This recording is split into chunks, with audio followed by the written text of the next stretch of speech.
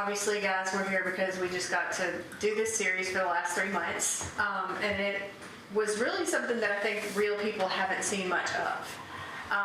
So we got some questions that were brought in, or sent in by some of our viewers. We also have questions that kind of just as we go through the series, some of the stuff that you guys dealt with. I guess we'll start first of all, Chris, being the guy in charge. Tell me how you keep this thing running. Like, how do you know when?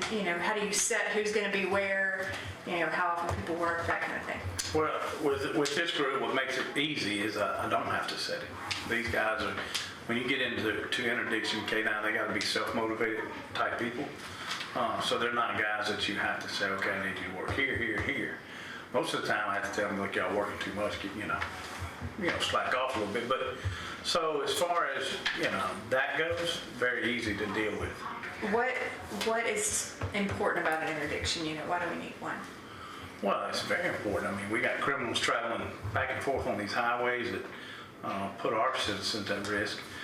With the way society is so mobile now, drugs that are coming through here would turn right back around and come back to this community.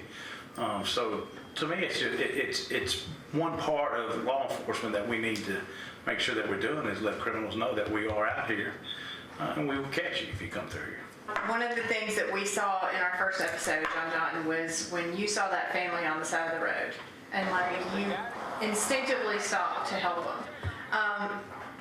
You've got a lot of other things you could have been doing that day. Why would you just stop and help these complete strangers? Just more than just arresting people, serve and protect our citizens. That's one thing the sheriff really harps on. That's about make sure we get out and help our citizens in time of need. Okay, so Tony, in the second episode, we found little Santa Muerte. Right. And we've gotten a lot of feedback from people who are really mad at us for making that be the patron saint of dope, even though we know it is. Talk to me about kind of what went through your head in that spot where you found that on that guy. I saw it happen, but what happened? Well, it's his reaction, whenever you find it. A lot of times, that they'll carry that for, just around with them to keep whatever they have safe, rather it be, dope or anything like that. So.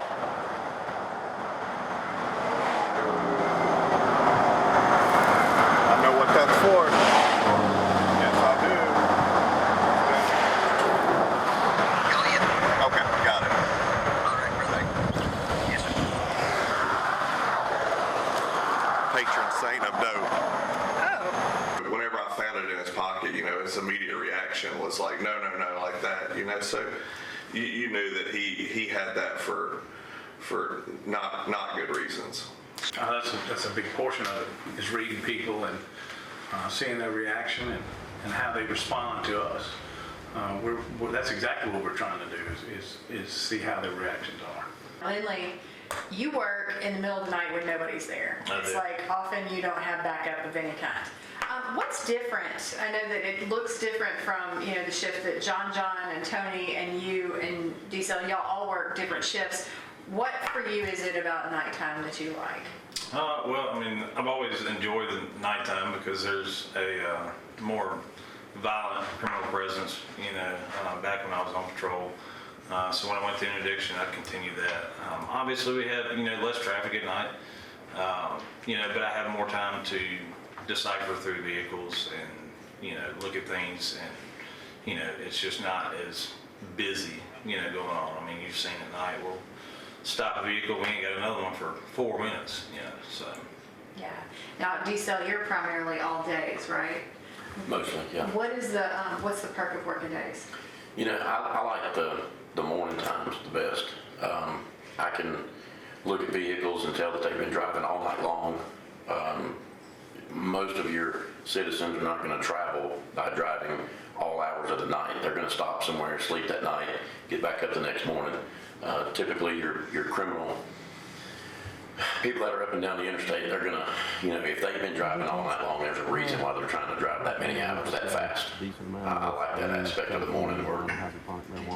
One thing that I think is really interesting about you guys is that y'all have won all these awards, you've done all this stuff, everyone knows who y'all are, including the criminals, but you've also got this network all over the country.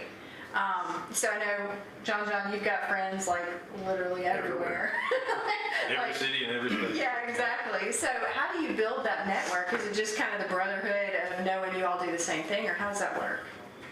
Just talk to people, just meet people when we go to different classes, conferences and everything. And if we get a load here going like Alabama or somewhere, we just reach out to people there, talk to them, and just steady building that database up, we call it, Yeah. to share information with each other. How often does that help? It helps a ton. Daily. We've had, I think passing on information is big. yeah, we've had many cases where it's, we'll stop a load and then it turns into, we share the information and, we really start digging into that DTO that, we start knocking off several of their vehicles, in other states from people that we've shared it to, so. I know that y'all have a lot of technology that we can't talk about because it would kind of tip off folks how to avoid you. How important is technology versus this network that y'all have? Are they equally important in this deal? Yeah, so you gotta, I started doing this in 1993. We didn't have much technology. We had a radio, and that was about it. I had a Caprice. I had a Caprice. Yeah, you did have a Caprice. So if we rely too much on technology and not on what we've been trained to do, sometimes it hurts. Sometimes we get lazy and we want to just use technology. So you've got to combine it both. You've got to use the technology, but you also got to use the foundation of what we do out there.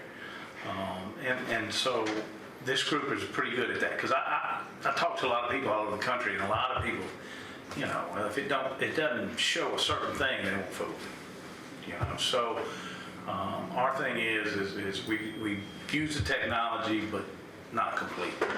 All right, so why did you guys all get in law enforcement? I got in it in 1989 because I needed a job, and got in it, started working in a jail. One of the narcotics guys recognized me, a guy named Jeff Britt, and then I started doing undercover narcotics buys, and I thought, hey, this is pretty fun. I mean, I get to go out, they pay for everything, man, this is the life. And but the undercover thing didn't last that long, so that's how I kind of got into it. I think for me, I used to work at a gym in Hattiesburg, and just had a bunch of Leo guys that would come in, I'd hear stories, talk to them, and just gained the interest from there. Got into law enforcement when I got back home here, and pretty much same thing. Got to ride with guys at Hines County and stuff when I was working there, and just really developed a love for it, and finally got on the road. Here I am. I think for me, and several years ago, I got to ride with a couple of guys from Rankin County. So while I was riding with them, it just immediately starts getting in your blood. That, hey, I can do this. I can be good at this, and so just from the from other people, learning from them, it just made me want to get in and help out as well. Well, I got the different here. I hung out with the bad boys growing up. And police slapped the taste out of my mouth one night. I thought that was pretty cool. I said those 3 fatal words in a bar fight, and after I picked myself up off the floor, I said, damn, that's pretty good. And I decided it's something I want to do.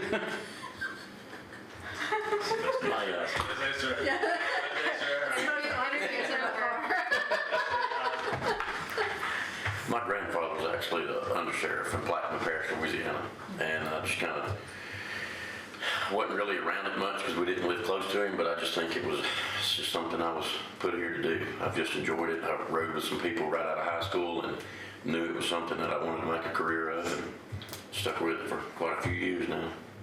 Well, and several of y'all mentioned riding along with, with agencies and realizing that's what you want to do. How important do you think it is for people to see what really happens on the streets and on the interstates? Because, obviously that's what we're trying to do, but some of y'all just told me that's why you're a cop, was seeing how it really happens behind the scenes. I think it's, really important. There's a lot of people see cops episodes, and while it's all great and fun, it's kind of like you had an answer the other day on the live, 90% boredom, 10% adrenaline, and that's just what a lot of, it can be, it's not always, a cartel that's transporting dope down the interstate. It's helping out a family, it's putting gas in somebody's car that ran out of gas. There's a lot of nights y'all been out there and we haven't done anything. There's just nothing going on.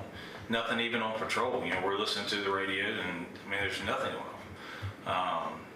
I think it's really great that, people get to see it's not always, we're just in a pursuit. We're always, somebody's running through the woods, so. And that reminds me, your mom had a question for me. She wanted to know if I get scared when y'all are in pursuits or when y'all are driving too fast.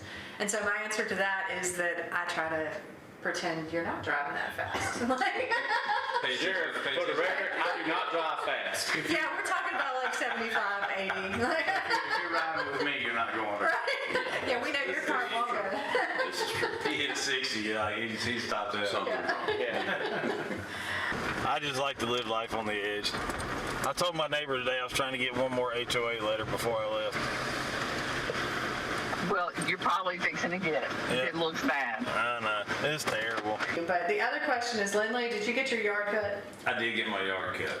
I got it cut that Friday. I did get it Did you get cut. that letter?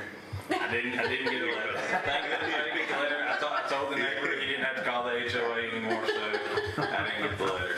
But Now, Tony, you've been doing this less time than everybody else, and I've kind of watched as you've kind of experimented with different ways of doing it.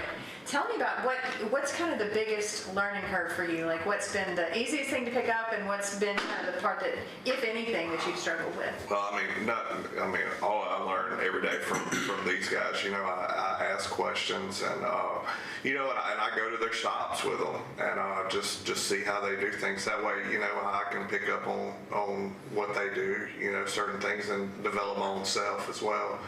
I would say that, like Picky was talking about earlier, not using technology, because for quite some time, I didn't have the technology that everybody else had, so I just simply watch cars like watching a ping pong game. I'm constantly doing this, and I guess just drive behavior, and it took me a while to be able to pick up on that. So I had to ask, what they look for. What do you look for whenever a car comes by? If you're sitting on the side of the road, what do you look for whenever they come by? That way I know. So I'd say just asking questions and learning drive behavior. Okay. And Decell, for you in your career, what has been, I guess, the thing that's been hardest to learn, but also, like, what do you feel like you're the best at? Like Chris was talking earlier, you got to be self-motivated. It is very, very easy in this job to just sit on the road and get bored or sidetracked, or staying focused is just something that all of us find at certain times in our careers that you've got to make yourself do it. We kind of, our whole unit kind of goes in spurts. We'll get hot and we'll get some loads back to back to back to back, and then we'll have dry spells. And when we're in those dry spells, I think is when it's the hardest time to really push yourself and get motivated enough to say, hey, we're good at this. We just need to keep going and keep pushing. Sure. Now, to kind of tag along off the question about the network, one of the things that we know for sure is that the criminals also know y'all are there. What is it like when you guys have these big busts? Do you see traffic drop for a while afterwards? Like, are people aware that, like, they're catching folks out there on 20, I'm going to take 10 or 40? Well, let me say this: there's enough groups out there that there's no way we're gonna stop them all. But when we catch a particular group that's coming through here, yeah, we may slow that down. But the drug trafficking organizations, there's more of them than there are us. So we know that we can we can make them alter their routes, but, business will continue. There's a perception that you guys are up against these cartels every day, and because they know who you are, that you could be in danger. But tell me how that dynamic works. Do you worry at all about taking these big amounts of drugs off the interstate? No, I don't, because No, it's the price of the it's business. a cost to do a business to them. Now, is there, is there danger out there? Absolutely. It's out there, but, it's probably more dangerous stopping, A murder suspect. It is. Yeah, something like that, every now and then we have our time with them out there where they may try to attempt something, but the big loads, we have usually have less trouble out of the big loads than we do the Yeah. smaller ones. These cartels it's a business, and just like any other business, they know at times they're gonna suffer a loss. They traffic so much, the amounts are so much greater than you could ever imagine, that what we get off the street, that it is a lot, it seems like a lot, but compared to what's out there, Price of doing business. You're talking about a $500 billion a year industry. billion with a B. Yeah. Second behind It's the a lot. energy. So, it's just, they're gonna have losses, and they know that they're gonna have losses. So, back in the early 90s, you would hear, cartel put a hit out on this one or that one, and, that's all you just hear about it, so. Yeah. With the exception of John, y'all have canines that you use. How much does that come into play when you're, and John has the fox, which we're going to get to. But how much does that come into play in your every night or everyday routine, like as you're searching these cars and stuff? It's a huge part. More and more for me on my stops, I think more and more refusals to search. I get quite a few of them during the day, and it's really handy to not have to call a dog, to just go to my truck and say, stand by, and I'm gonna run my dog on it. And if the dog alerts, we search it. If it don't, we kick him loose and move on to the next one. But to me, the refusals are more and more, whether they're carrying anything or not, or whether they just don't want you in their space. So, I don't know about at night, but I feel like during the day, the refusals are. Yeah, I would say y'all probably get more refusals during the daytime than I do at nighttime. But me being out there, that's another great thing that I'm able to, have my K9 with me, because all these guys are asleep. And I mean, it'd take them, 45 minutes to get to me, so that just wouldn't be possible. And then, having them in there, and most of them are gonna be barking and cutting up, and that lets the person know, hey, he's got a dog, and it usually eliminates a lot of trouble most of the time that you may have, that's more deterrent than the badge we wear, the dog mark. It definitely works. Just him in there barking. It changes a lot of them's mind. And we had this just the other night, the guy that just kept lying. Just over and over again, lies and lies and lies. What difference does it make to you guys how the person that you pulled over receives you? I don't think I'm so much worried about how they're reacting to me. I'm more so into what I'm asking them, what their travel itinerary, things of that nature. That's what I'm really paying attention to. What I got irritated with the other night was that I knew I was constantly being lied to. And that just goes back to when Pete was talking about, a big part of our training is reading, different things. And I already knew I was being lied to. And so, when the guy was done, I had him, and he still just wouldn't even come up off of it. So, I think that's more so what I pay attention to. We approach it with a very upbeat. All these guys are very professional. We don't interrogate people. Yeah, I mean, it's so when they start off the whole situation like that, and this person then becomes combative or argumentative, it kind of tells you what's going on. I was taught as an officer young that when you approach a situation and the perception that person has of you, if you walk up and the perception is he's a nice guy, but the person's being a butt, then you can go to being a butt and come back to being a nice guy because that was first perception. But if their first when they first see you and you come off as a butt, you're always there. And so there's nothing, you can't change it. Yeah, you can't take it back. Can't take it back. So, first impression with everything, but in our line of work, that's important too. Yeah, well, and one thing so many people have commented on is how you guys are so nice. Talk about that dynamic. I mean, is everybody here just a super nice person, or is that something y'all train and No, absolutely not. That took a lot of training. Oh, that's one in this group is nothing but and help. Come on now, come on now.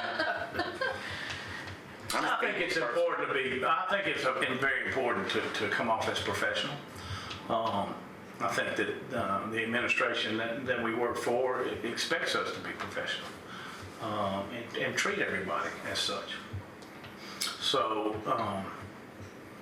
it's just really second nature to these guys.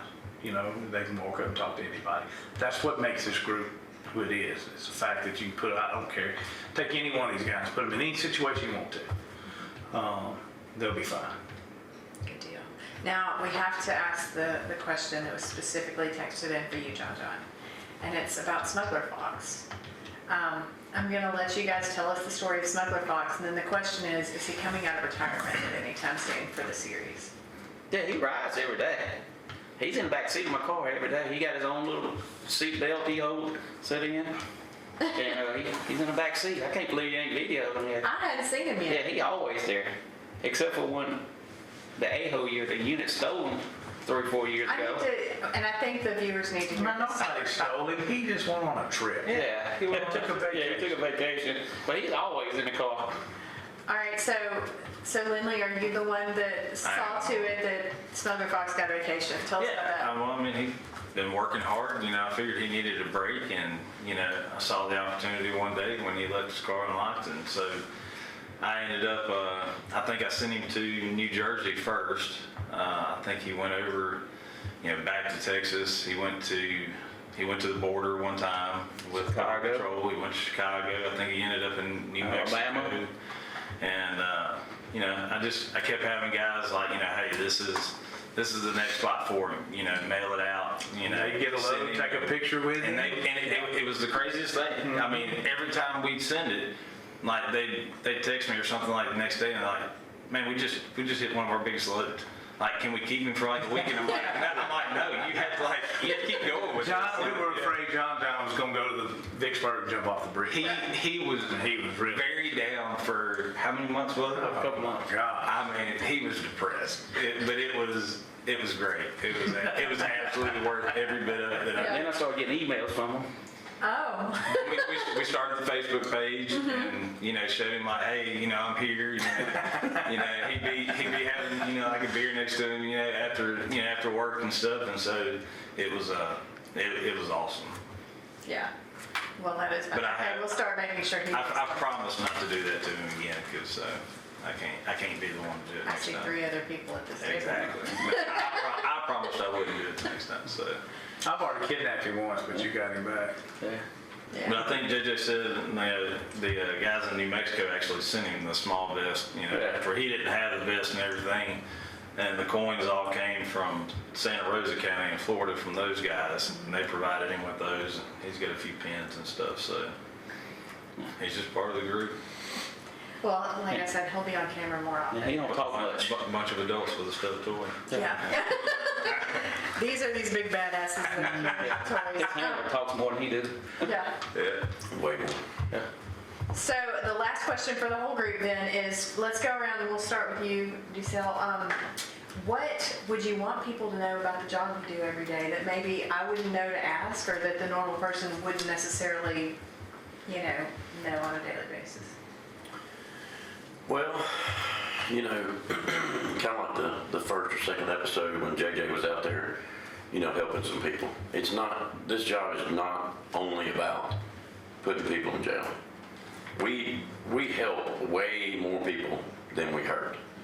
And, by videos like this, documentaries like this, people are able to see not only that there's other sides of our job, but they're able to witness the stories. They're able to witness the situations that we're put in. And I think this day and time, the way society views police officers, law enforcement in general, it's imperative that they know there are good things that we do on a daily basis. You know, this day and time, our perception is not what it used to be. It makes our job a lot harder. And I think this documentary is very well at showing both sides of the job. John, what about you? I agree with what he said, basically. We humans, we humans just like everybody else is, so we all make mistakes. So, Yeah, I mean, just reiterating what he said, I mean, he hit it on the head. I mean, it's, you know, I mean, we help a lot more people than we stop and try to get put in jail and things like that, you know, and we all have, you know, kids, and so, I mean, you know, we want somebody somewhere else to stop and help our family. We're on the side of the road, so, I mean, we do the same thing. You know, there's never a vehicle that we just pass by if there's somebody out there with it. and I love blizzards. Yes, John. Very Quincy does. I know they've talked, you know, kind of on a personal side, but I would say, you know, as far as what we do, perception, you know, with interdiction, you know, it's not all just dope. It's not, you know, cartels. I mean, as you were talking before, you know, I think, you know, we've caught murder suspects. We've captured missing kids and, you know, gotten them back. You know, I mean, so there's a very broad, you know, thing. It's not that we're just out there looking for dope and that's it. We don't do anything else. You know, we've had several situations that we help patrol out. You know, we're not above anybody else. We're just like them. We're deputies. You know, we're just assigned to a different job, you know, for the most part. But, you know, whenever there's help that's needed, we're going to get it. So.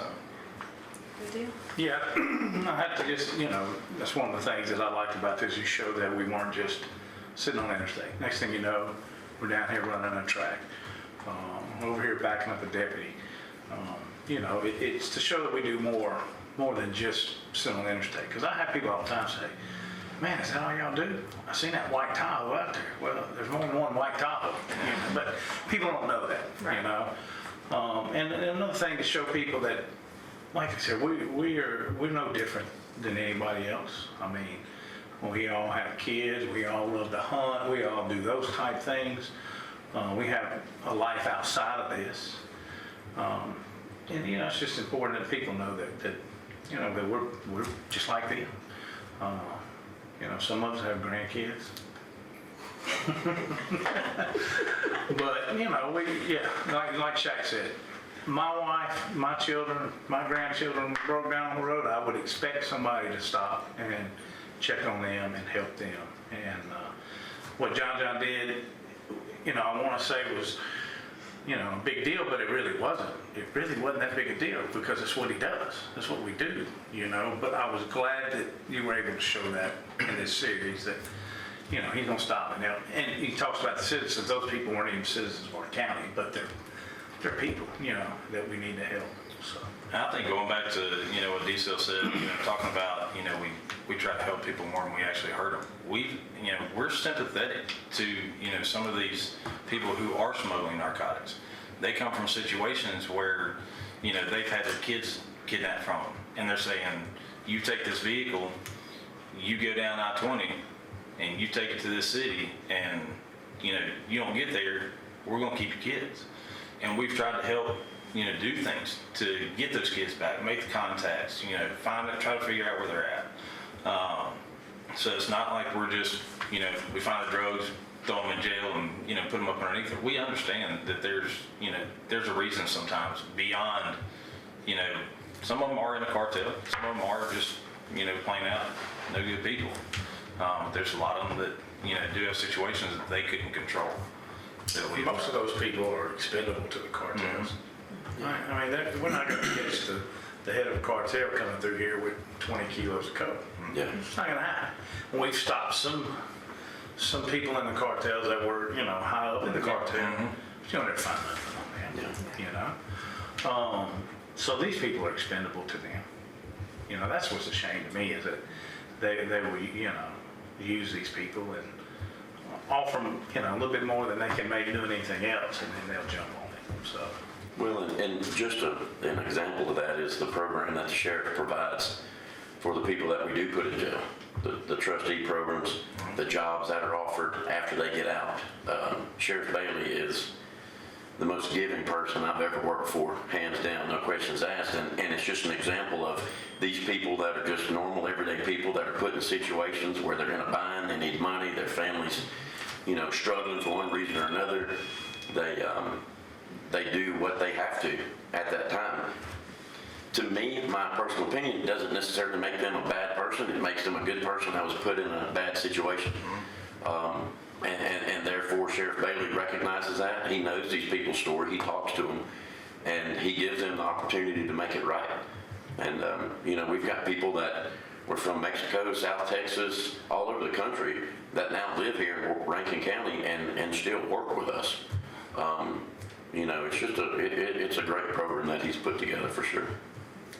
Well, and I think one thing that has been interesting and important to me in doing this is that because of you guys and because of, the way that y'all treat these people like they're actually people, it adds a humanity to them that I think is also important in this series. That you don't know that person that's broken down on the side of the road, well, she's a disabled vet, or, the people that you got the water for, what were they going to do but just sit there for the rest of the day, So to me, that part's been important too.